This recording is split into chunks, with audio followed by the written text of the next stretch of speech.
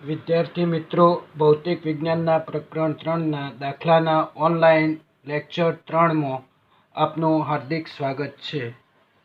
કાલે આપણે ઉદાહરણ 4 સુધી જોઈ ગયા છીએ. હવે આપણે સ્વાધ્યાયનો 11 નંબરનો દાખલો જોઈશું. તો સ્વાધ્યાયના 11 નંબરના દાખલાની રકમ આપણને આ પ્રમાણે આપેલ છે. 8 વોલ્ટ EMFનું અને 0.5 ઓહ્મનો આંતરિક અવરોધ ધરાવતી સંગ્રાહક બેટરીને 120 વોલ્ટવાળા DC સપ્લાયથી 15.5 ઓહ્મના અવરોધ મારફતે વિદ્યુતભારિત કરવામાં આવે છે. વિદ્યુત ભારણની પ્રક્રિયા દરમિયાન બેટરીનો આંતરિક અવરોધ કેટલો હશે? વિદ્યુત ભારણ માટેના પરિપથમાં શ્રેણી અવરોધ રાખવાનો હેતુ શું છે? તો બેટરીનું EMF આપણને આપેલું છે. સ્વાધ્યાયનો 11 નંબર. બેટરીનું EMF આપણને આપેલું છે 8 વોલ્ટ.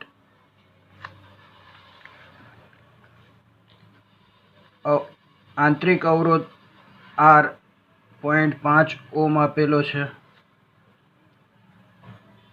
બેટરીના વોલ્ટેજ V બરાબર 120 વોલ્ટ આપેલ છે. બાહ્ય અવરોધ કેપિટલ R આપણને આપેલો છે 15.5 ઓહ્મ.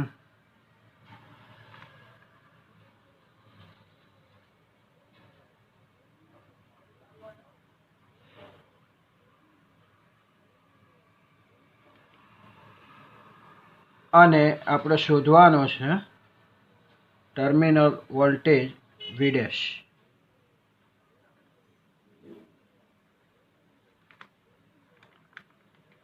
તો સૌપ્રથમ ચાર્જિંગ પ્રવાહ, જે સૂત્ર આપણે જોઈ ગયા છીએ, પરંતુ અહીંયા I બરાબર ચાર્જિંગ પ્રવાહનું સૂત્ર V - E upon R plus R થશે. તો V આપણને આપેલ છે 120 વોલ્ટ. બેટરીનું EMF આપેલું છે આપણને 8 વોલ્ટ. કેપિટલ R આપેલો છે 15.5 અને સ્મોલ r આપેલો છે આપણને 0.5 ઓહ્મ. તો 120 - 8 કરશો એટલે 112 અને 15.5 વત્તા 0.5 એટલે 16.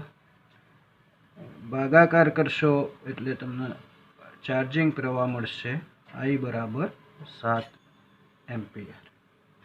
હવે બેટરીના ટર્મિનલ વોલ્ટેજ શોધવા છે. તો બેટરીના ટર્મિનલ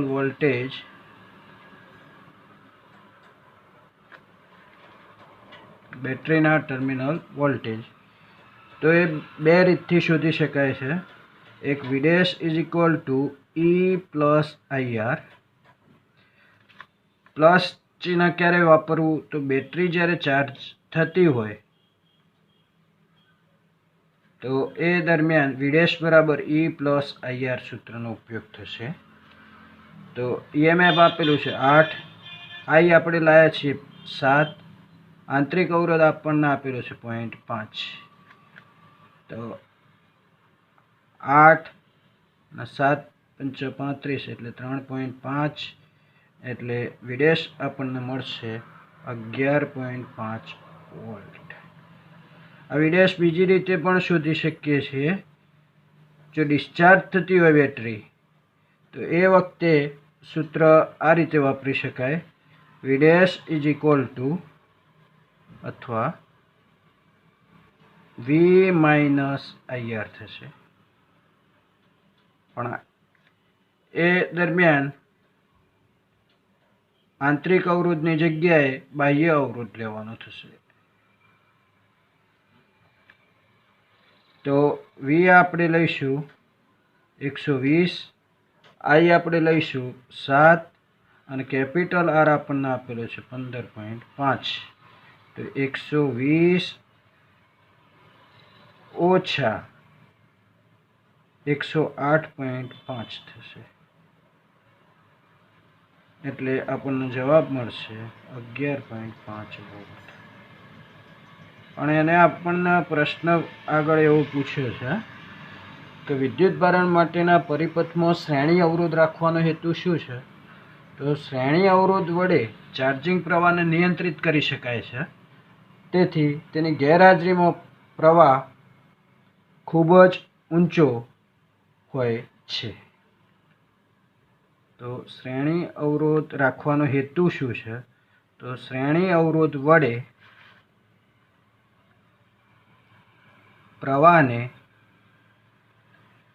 નિયંત્રિત કરી શકાય છે.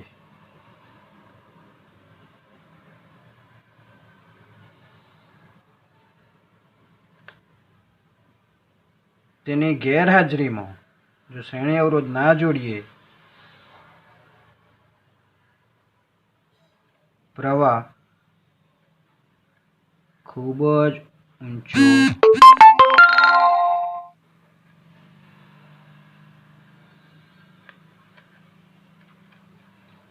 તો અહીંયા આ દાખલો પૂર્ણ થશે.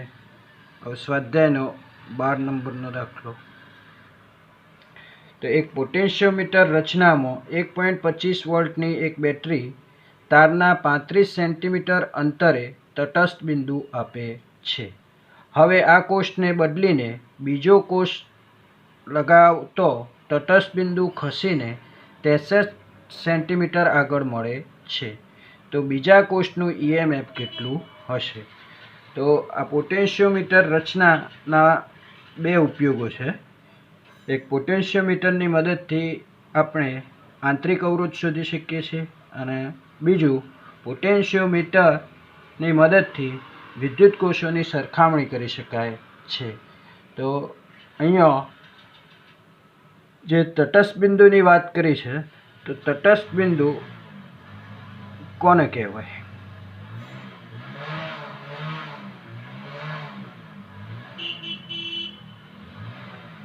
તો જે બિંદુ એ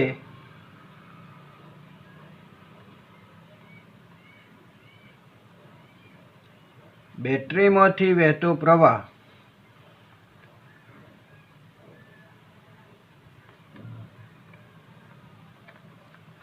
શૂન્ય હોય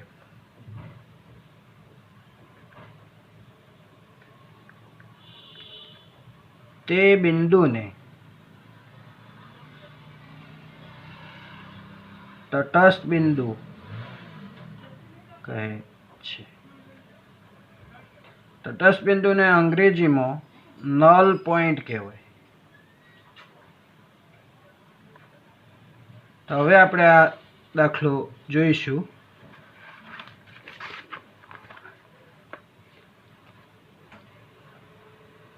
તો પ્રથમ લંબાઈ L1 આપેલી છે. તટસ્થ બિંદુ 35 સેન્ટીમીટર અંતરે મળે છે. તો L1 બરાબર 35 સેન્ટીમીટર અને E1 આપેલું છે 1.25 વોલ્ટ. આ કોષને બદલીને બીજો કોષ લગાવતો તટસ્થ બિંદુ ખસીને 63 સેન્ટીમીટર આગળ મળે છે. તો L2 આપણું થશે 63 સેન્ટીમીટર. તો બીજા કોષનું EMF કેટલું? તો EMFને આપણે E વડે દર્શાવીએ છીએ. બીજા કોષનું છે માટે E2 કહીશું. તો પોટેન્શિયોમીટરની મદદથી વિદ્યુત કોષની સરખામણી કરીએ તો E1/E2 બરાબર L1/L2 મળશે. તો E2નો કરતા બનાવીએ તો E2 is equal two L2/L1 into E1 થશે. તો L2નું મૂલ્ય આપણને આપેલું છે 63, L1 આપેલો છે 35, E1 આપેલો છે 1.25. તો કેલ્ક્યુલેશન કરશો તો આપણને જવાબ મળશે 2.25 વોલ્ટ.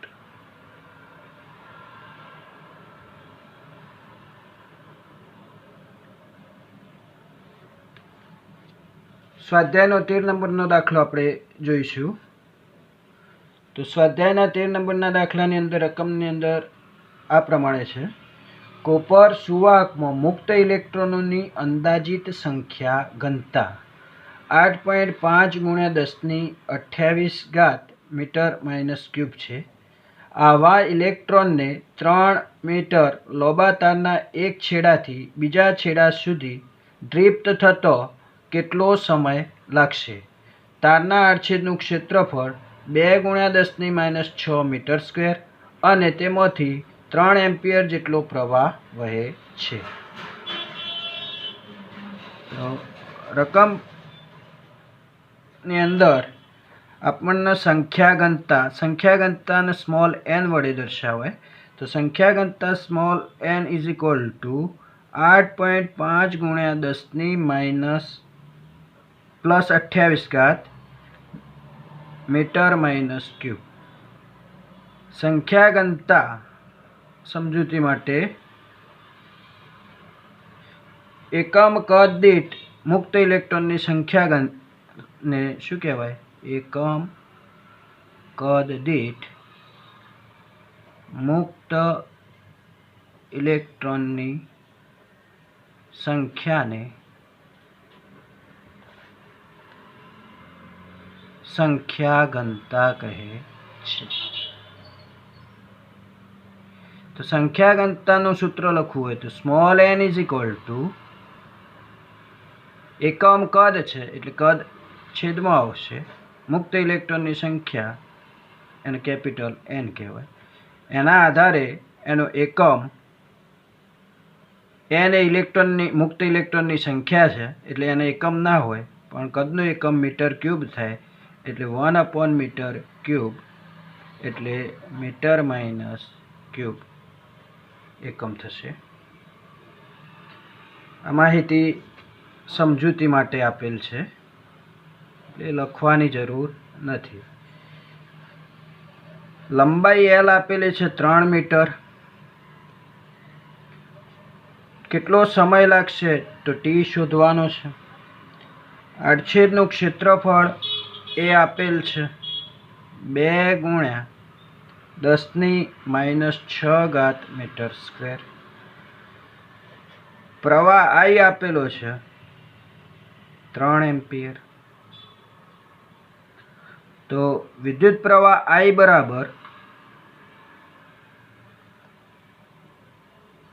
AVDNE। સૂત્ર યાદ રાખવા માટે આવડે ને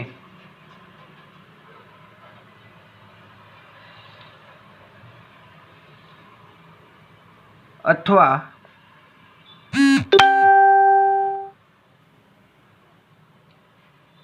અવની શબ્દ યાદ રાખવો। તો I બરાબર આવડે ને, તો VD ને કરતા બનાવીએ તો VD is equal two I/ANE થશે। આ VD ને ડ્રિફ્ટ વેગ કહેવામાં આવે છે, એટલે વેગ એટલે અંતર ભાગ્યા સમય થાય।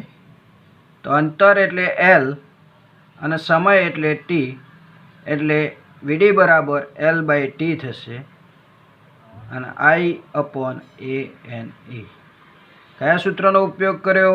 વેગ બરાબર અંતર ભાગ્યા સમય સૂત્રનો ઉપયોગ કર્યો। એટલે VD એ વેગ જ કહેવાય, ડ્રિફ્ટ વેગ છે એટલે અંતર ભાગ્યા સમય એટલે અંતરને L અને સમયને T એટલે L/T થશે। તો આપણે શોધવાનું છે T। તો T ને કરતા બનાવશો તો T is equal two LANE/I થશે। તો આપણને L આપેલો છે 3, આડછેદનું ક્ષેત્રફળ એ આપેલું છે 2 × 10⁻⁶, સ્મોલ n આપણને આપેલું છે 8.5 × 10⁻28, એનું મૂલ્ય આપણે જાણીએ છીએ 1.6 × 10⁻⁹ કુલંબ થશે અને પ્રવાહ I 3 એમ્પિયર આપેલ છે। તો 3 કેન્સલ થશે, બાકીનો જવાબ તમે લાવશો તો 207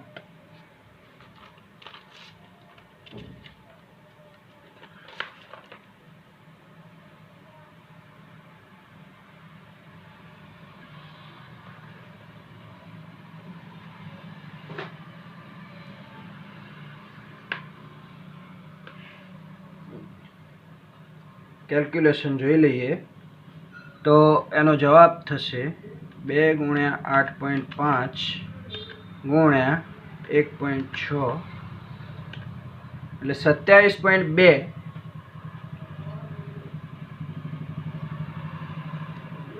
ગુણ્યા 10⁻³ સેકન્ડ થશે.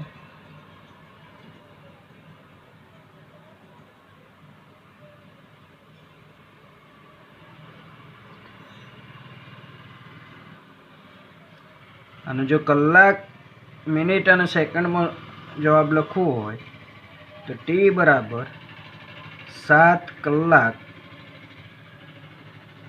33 મિનિટ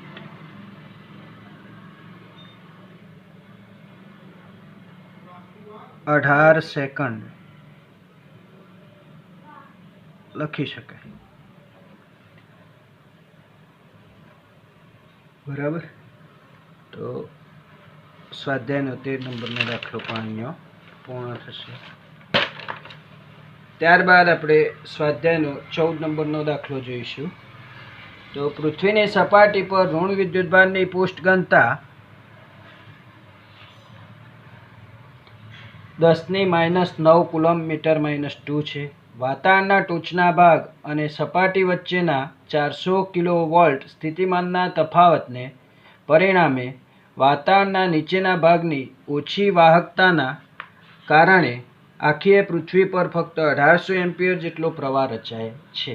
હવે જો વાતાવરણમાં વિદ્યુત ક્ષેત્રને જાળવી શકે એવી કોઈ કાર્યપ્રણાલી ન હોય તો પૃથ્વીની સપાટીને તટસ્થ કરવા માટે અંદાજિત કેટલો સમય લાગશે?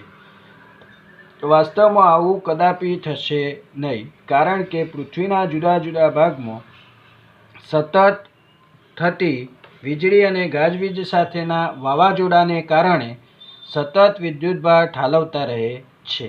પૃથ્વીની ત્રિજ્યા આપણે લેવાની છે 6.37 × 10⁶ મીટર. તો પુષ્ઠ ઘનતા આપણને આપેલી છે. પુષ્ઠ ઘનતાને સિગ્મા સંકેત વડે દર્શાવવામાં આવે છે. તો એ આપેલ છે 10⁻⁹ કુલમ્બ પ્રતિ મીટર સ્ક્વેર થાય. પુષ્ઠ ઘનતાની વ્યાખ્યા જોઈએ. ચેપ્ટર નંબર 1ની અંદર આવશે. તો પુષ્ઠ ઘનતા સિગ્મા બરાબર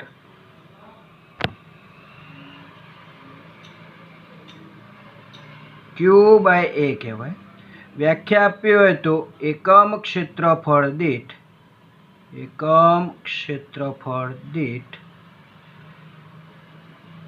વિદ્યુત ભારને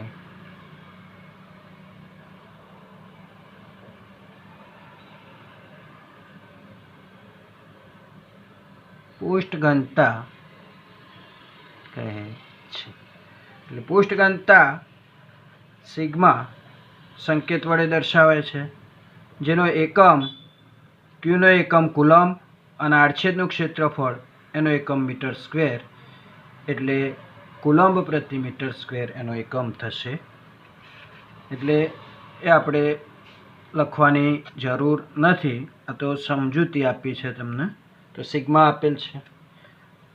પૃથ્વીની ત્રિજ્યા r બરાબર લેવાનું છે 6.37 × 10⁶ મીટર. પ્રવાહ I લેવાનો છે 1800 એમ્પિયર. પ્રવાહ I 1800 એમ્પિયર લેવાનો છે. તો હવે સૌ પ્રથમ આપણે પૃથ્વીની સપાટી પરનો કુલ વિદ્યુત ભાર જે આપણે સૂત્ર જોઈ ગયા એના આધારે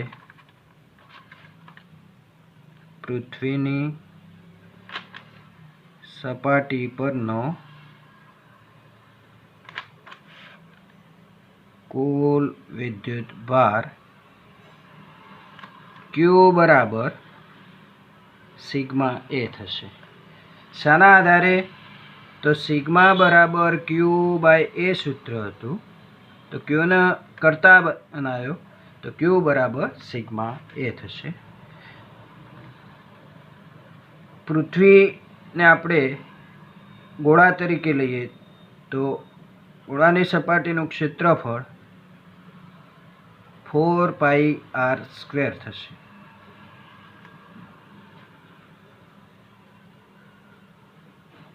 અહીંયા આર કેપિટલ લખીશું કારણ કે આગળ આપણે પૃથ્વીની ત્રિજ્યા કેપિટલ આર લીધેલી છે. તો ક્યુ બરાબર સિગ્મા કૌંસમાં 4πr² થશે. તો પ્રવાહ I બરાબર ક્યુ બાય ટી થશે. તો ક્યુ બરાબર ક્યુ નહીં, આપણે સમય ટી શોધવાનો છે. અહીંયા આપણે લખવાનું બાકી રહી ગયું છે, સમય ટી શોધવાનો છે. તો ટી શોધવા માટે ટી બરાબર ક્યુ અપોન આઈ થશે. તો ક્યુનું સૂત્ર ઉપર આપણે લાવ્યા છીએ, સિગ્મા કૌંસની અંદર 4πr² અપોન આઈ થશે. તો સિગ્માનું મૂલ્ય આપણને આપેલું છે 10⁻⁹ 4π એટલે 4 × 3.14. આરનું મૂલ્ય આપણને આપેલું છે 6.37 × 10⁶ મીટર સ્ક્વેર છે, એટલે વર્ગ કરવાનો થશે. અને પ્રવાહ 1800 આપેલો છે, એટલે I બરાબર 1800.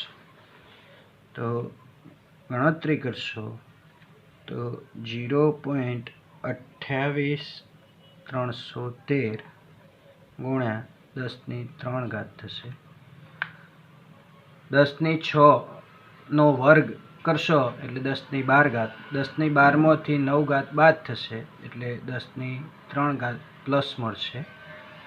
તો 1, 2 અને 3 પોઈન્ટ ખસો એટલે 283.13 સેકન્ડ, એટલે લગભગ 283 સેકન્ડ કહી શકાય. એટલે ટીનું મૂલ્ય આપણને મળશે 283.13 સેકન્ડ, લગભગ લખી શકાય 283 સેકન્ડ. 15 નંબરનો દાખલો આપણે હવે જોઈશું.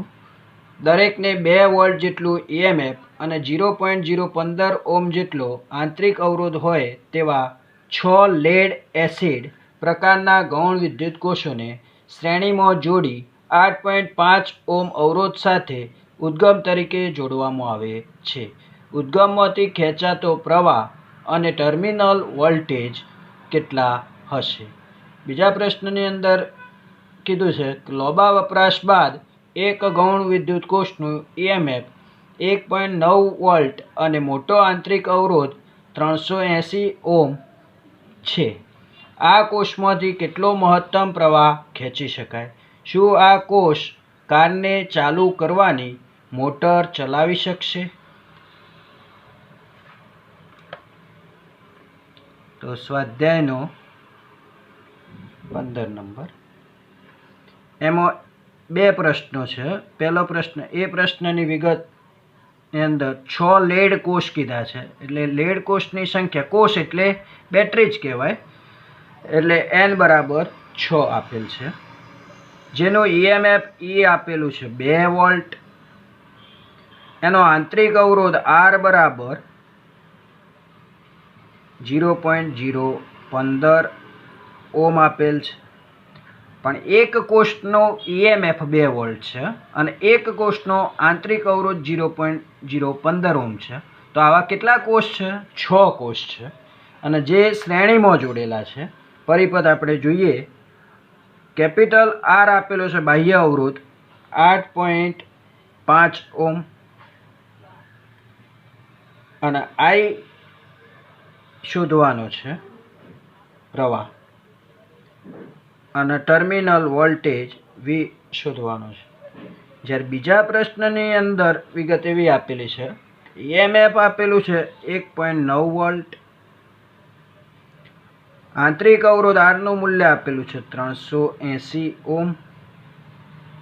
તો કે છે મહત્તમ પ્રવાહ કેટલો ખેંચી શકાય, એટલે I મેક્સિમમ શોધવાનો છે.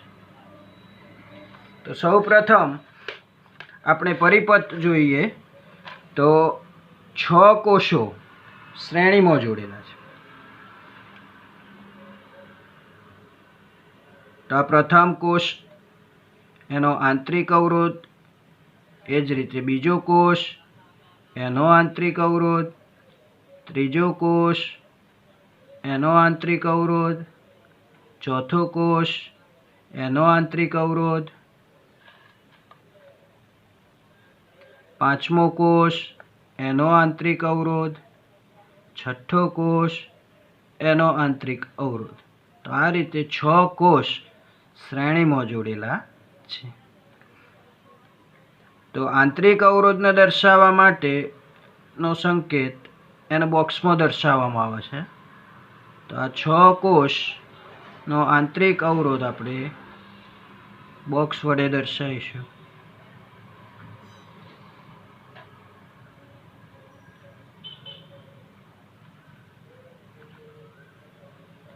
એટલે દરેક કોષનું EMF E છે, એટલે E વડે દર્શાવીએ.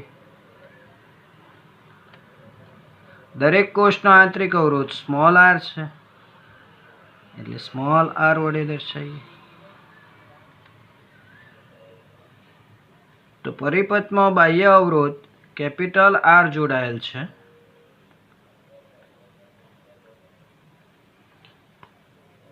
તો આ પ્રમાણેનો પરિપથ થશે. તો પરિપથમાં પહેલો એ પ્રશ્ન જોઈએ, પરિપથમાં વહેતો પ્રવાહ અથવા એને ચાર્જિંગ પ્રવાહ કહીએ. તો ચાર્જિંગ પ્રવાહનું સૂત્ર આપણે ભણી ગયા છીએ, I બરાબર E upon R plus R થાય. પણ અહીંયા 6 કોષ છે, તો 6 કોષનું EMF, એક કોષનું EMF E જેટલું હોય તો n કોષોનું EMF કેટલું,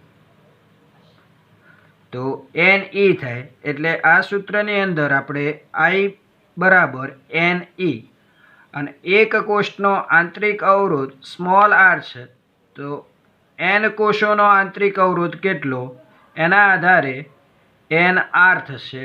એટલે સ્મોલ r ની આગળ શું આવશે, n આવશે. તો સૂત્ર આ સ્વરૂપે થશે, I બરાબર NE upon R plus NR થાય. આની અંદર આપણને કિંમતો મૂકીએ. કેપિટલ સ્મોલ n આપેલો છે 6, E આપેલો છે 2, કેપિટલ R આપેલો છે 8.5, સ્મોલ n આપેલો છે 6 અને R સ્મોલ આપેલો છે 0.015. એટલે I બરાબર 12 ભાગ્યા 8.5 વત્તા 0.090 થશે. એટલે સરવાળો કરશો તો 12 ભાગ્યા 8.59 થશે. ભાગાકાર કરશો એટલે જવાબ આપણને મળશે 1.396. એટલે લગભગ 1.4 એમ્પિયર લખી શકીએ.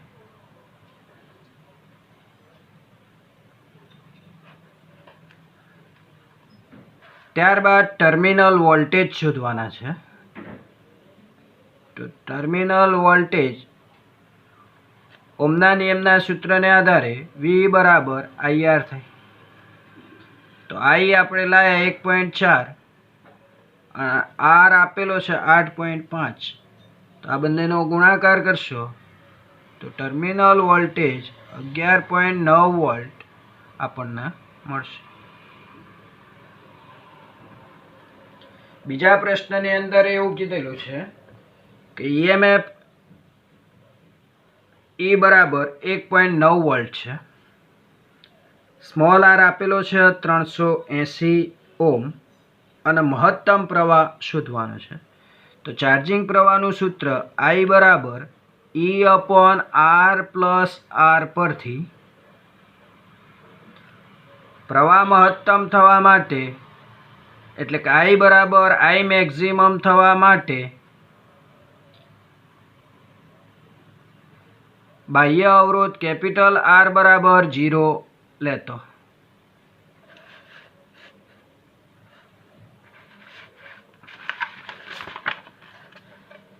I મેક્સિમમ થવા માટે બાહ્ય અવરોધ કેપિટલ R બરાબર 0 લેતો।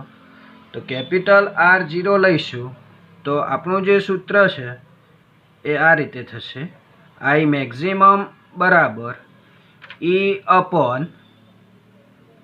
E/સ્મોલ r થશે। I મેક્સિમમ બરાબર E/સ્મોલ r। તો આ સૂત્રની અંદર ઈએમએફ આપણને આપેલું છે 1.9 અને R આપેલો છે 380। તો 1.9 ભાગ્યા 380 કરશો તો 0.005 એમ્પિયર I મેક્સિમમ, એટલે મહત્તમ પ્રવાહ કેટલો મળ્યો I મેક્સિમમ 0.05 એમ્પિયર। તો આગળ આપણને પ્રશ્ન એવો પૂછે છે, શું આ કોષ કારને ચાલુ કરવાની મોટર ચલાવી શકશે?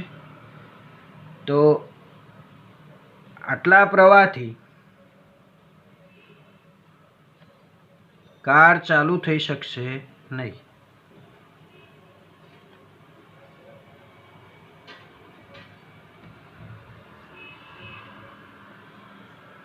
કારણ કે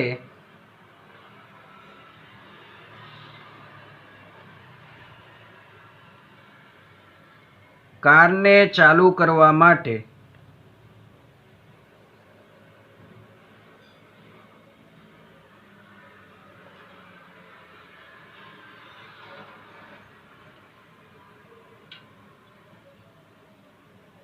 મહત્તમ પ્રવાહ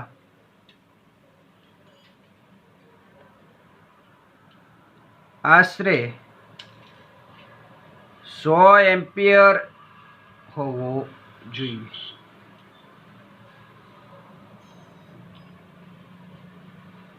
તો વિદ્યાર્થી મિત્રો આજે આપણે અહીંયા સુધી રાખીએ છીએ। કોઈ દાખલામાં સમજ ના પડે તો ટેલિફોનિક ડિસ્કશન કરી લેવું।